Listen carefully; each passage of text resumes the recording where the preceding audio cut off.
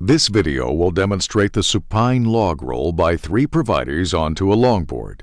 The first provider maintains neutral inline stabilization of the patient's head and neck. A second provider measures for and applies the appropriately sized cervical collar. The third provider places the longboard near the patient. While the first provider maintains neutral inline stabilization, the second provider kneels at the patient's side mid-thorax, while the third provider kneels on the same side between the patient's hips and knees.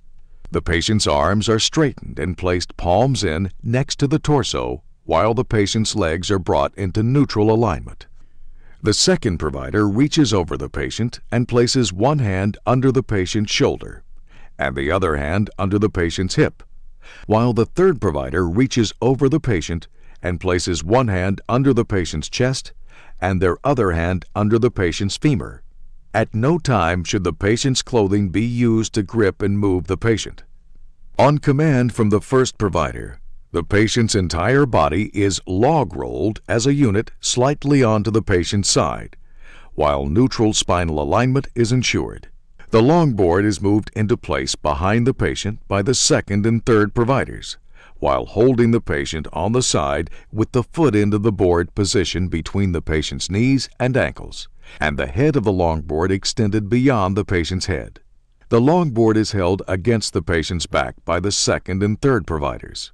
On command from the first provider, the patient and the board are rotated to the ground. Once the board is on the ground, the patient's upper chest is grasped firmly by the second provider, with the hands placed in the patient's axilla.